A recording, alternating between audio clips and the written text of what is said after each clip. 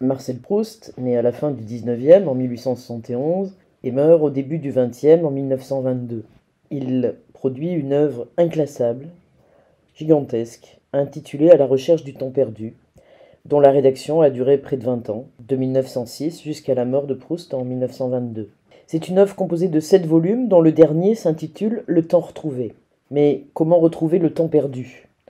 Dès le premier tome de la recherche, qui a pour titre Du côté de chez Swann, et dont est extrait le passage célèbre que nous allons étudier, Proust dévoile le processus de la mémoire involontaire, par lequel le souvenir nous est rendu aussi réel, vivant, qu'au moment où nous l'avons vécu.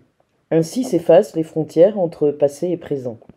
Dans le passage, le narrateur adulte a accepté contre son habitude de boire une tasse de thé accompagnée d'une madeleine.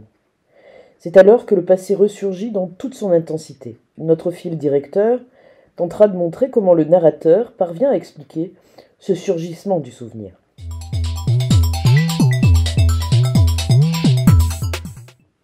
Le texte est construit autour de 3 mouvements. Le premier, c'est l'évocation du souvenir retrouvé, puis l'explication du processus qui a permis de retrouver ce souvenir, et enfin la révélation.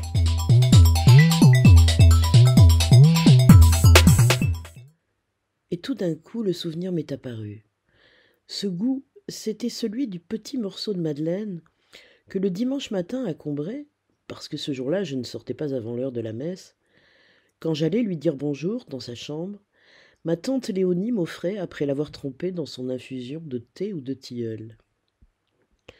La vue de la petite Madeleine ne m'avait rien rappelé avant que je n'y eusse goûté.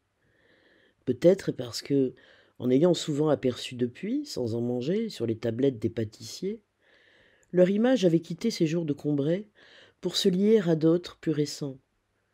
Peut-être parce que, de ces souvenirs abandonnés si longtemps hors de la mémoire, rien ne survivait, tout s'était désagrégé. Les formes, et celles aussi du petit coquillage de pâtisserie, si grassement sensuel sous son plissage sévère et dévot, s'étaient abolies ou ensommeillées, avaient perdu la force d'expansion qui leur eût permis de rejoindre la conscience. Mais quand d'un passé ancien rien ne subsiste, après la mort des êtres, après la destruction des choses, seule, plus frêle, mais plus vivace, plus immatérielle, plus persistante, plus fidèle, l'odeur et la saveur restent encore longtemps, comme des âmes, à se rappeler, à attendre, à espérer sur la ruine de tout le reste, à porter sans fléchir, sur leurs gouttelettes presque impalpables, l'édifice immense du souvenir.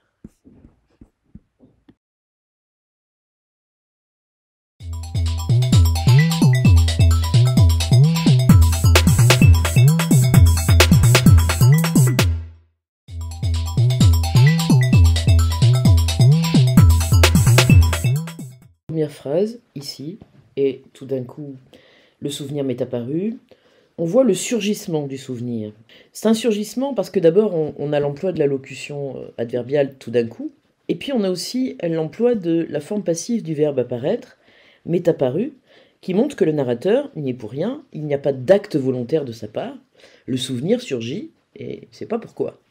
Ce goût, etc., c'est une phrase complexe dans laquelle on va avoir toutes les informations concernant ce souvenir, avec beaucoup de précision. D'abord, ce goût, c'était, le présentatif ici, renforce l'importance du goût, mais en tout cas, ici, on identifie le souvenir. Le souvenir, voilà, c'est le petit morceau de madeleine. Ce petit morceau de madeleine, le narrateur ne le consommait que à des moments bien précis. Et c'est ce qu'il va nous montrer. Que le dimanche matin à Combray. Donc déjà, on a 2 informations. Avec l'article défini ici, on sait que c'est assez régulier. C'est pas un dimanche, c'est le dimanche. C'est-à-dire qu'il y a une idée d'habitude. Ensuite, Combray indique où cela avait lieu, et Combray est un endroit qui a beaucoup d'importance dans la recherche du temps perdu. Ensuite, on a une parenthèse. La proposition est une proposition circonstancielle de cause, introduite parce que, qui donne une singularité de la situation. Ce jour-là, c'était possible parce que je sortais plus tard, pas avant l'heure de la messe. Quand j'allais lui dire bonjour dans sa chambre, on a ici aussi une proposition temporelle, Et on a un imparfait d'habitude, hein, j'allais, c'est-à-dire que là aussi, il y a une espèce de rituel. Quand j'allais lui dire bonjour dans sa chambre, c'est le moment précis du souvenir, et donc l'habitude avec l'imparfait du verbe aller. Que ma tante Léonie m'offrait après l'avoir trempé dans son infusion de thé ou de tilleul. Ici, on a des précisions sur la façon dont ce morceau de Madeleine va s'associer à un moment de l'enfance du narrateur. Mais comment se fait-il que ce souvenir n'ait pas surgi avant? Et c'est ce que le narrateur va essayer d'expliquer et de s'expliquer. La vue de la petite Madeleine ne m'avait rien rappelé avant que je n'y eusse goûté. Donc on a en fait deux sens qui s'opposent ici, hein. La vue et le gustatif. La vue est associée à une négative. C'est-à-dire que la vue de la Madeleine n'a rien produit. Par contre, avant que je n'y eusse goûté, ici, il y a donc quelque chose qui se passe à partir du moment où le sens gustatif entre en jeu. Ensuite, le narrateur va donc faire une série d'hypothèses, deux en fait. La première, peut-être parce que, en ayant souvent aperçu depuis sans en manger, etc., cette première circonstancielle de cause, hein, puisqu'elle est introduite parce que, mais on voit quand même que c'est une hypothèse puisque on a peut-être, en ayant souvent aperçu depuis et souvent aperçu rejoint ici l'idée de la vue, sans en manger rejoint avant que je n'y eusse goûté. Il y a eu la vue mais pas le goût. Sur les tablettes des pâtissiers, leur image avait quitté ces jours de Combray, donc là, pour se lier à d'autres plus récents, à des souvenirs plus récents. C'est donc la présence familière et banale de la Madeleine, en ayant souvent aperçu, ici, en ayant souvent aperçu, c'est par là que le souvenir de la Madeleine s'est dissocié du temps et du pays de l'enfance pour se lier à d'autres plus récents et donc probablement moins forts. La deuxième hypothèse, qui expliquerait que le souvenir ne soit pas revenu auparavant, c'est toujours une hypothèse parce qu'on a toujours peut-être parce que c'est toujours une causale, hein, une circonstancielle de cause, qui va exprimer l'idée que le temps est un ennemi qui use, qui détruit, qui fait disparaître. On a l'utilisation de souvenirs abandonnés, hors de la mémoire, hein. On a la négation ici, rien ne survivait. L'adverbe, tout, s'était désagrégé. Donc, en fait, rien et tout, mais rien ne survivait, c'est dans une version négative. Tout s'était désagrégé, c'est aussi une forme, même si c'est une phrase assertive, c'est une forme de négation du souvenir, il a disparu. Il y a l'idée d'une totale disparition. Les formes, et celle aussi du petit coquillage de pâtisserie si grassement sensuel, sous son plissage sévère et dévot, s'était aboli, ensommeillé, avait perdu la force d'expansion qui leur aurait permis de rejoindre la conscience. Alors, s'était aboli, ensommeillé, c'est l'idée de la disparition du souvenir. La force d'expansion qui leur aurait permis de rejoindre la conscience, c'est l'idée qu'on avait au début, c'est-à-dire que ce souvenir, il ne peut pas se faire sciemment, d'où le métaparu qu'on avait au début. C'est l'explication de la mémoire involontaire.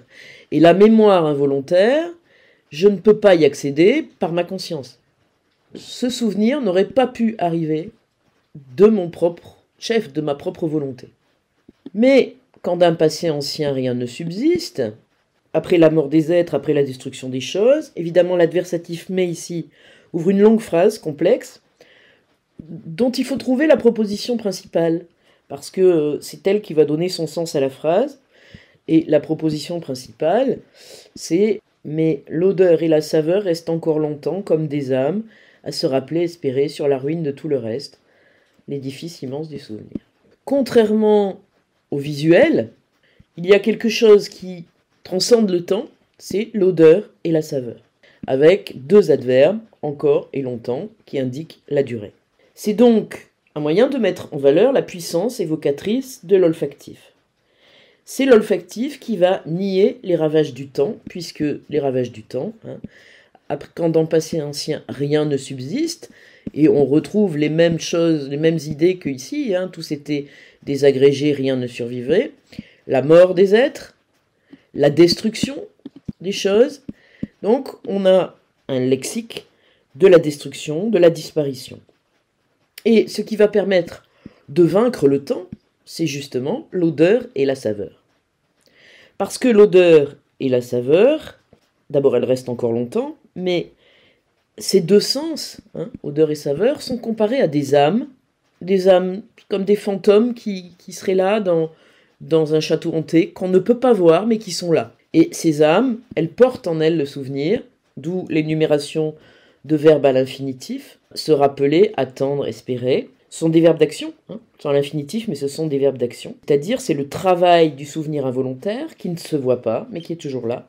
Sur la ruine de tout le reste, c'est-à-dire qu'ici on retrouve tout ce qu'il y avait avant, hein, toute cette destruction du souvenir apparente. Le sur nous fait penser que l'odeur et la saveur, en fait, sont les gardiennes du souvenir, justement. Qu'est-ce que font ces gardiennes du souvenir? Apporter sans fléchir. Et là, il faut noter quand même l'opposition entre apporter sans fléchir, qui demande un effort et qui suppose quelque chose de lourd, de plein, sur leur gouttelette presque impalpable. D'abord, on a le singulier. Le mot gouttelette, avec le suffixe « et », suggère quelque chose de petit, de délicat, de fragile. Et puis, presque impalpable, c'est-à-dire qu'on ne peut pas toucher cette chose infime qu'est le goût et la saveur, l'odeur et la saveur, pardon, a le pouvoir de porter sans fléchir quelque chose qui est bien plus lourd que lui, c'est-à-dire l'édifice immense du souvenir.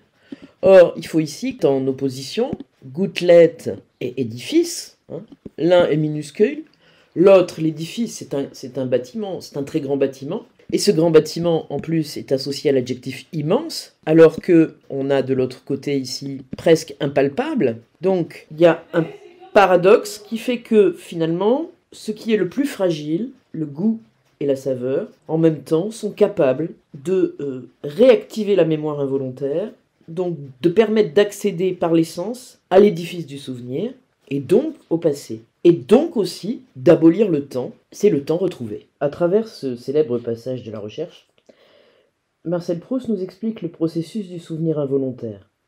C'est un surgissement du souvenir par le biais d'un objet que nous aurons ou non la chance de croiser dans notre vie, et qui nous permettra non seulement de restituer le passé, mais aussi de le revivre, et du même coup d'abolir le temps. Ce sera la matière première de son œuvre, et c'est dans cet édifice immense qu'il plongera sa plume pour écrire la recherche du temps perdu. Évidemment, on peut mettre en lien ce texte avec les tropismes de Sarraute, qui était une grande admiratrice de Proust, dans le rapport qu'il y a entre la mémoire et l'écriture, puisque les tropismes, eux aussi, surgissent de façon involontaire.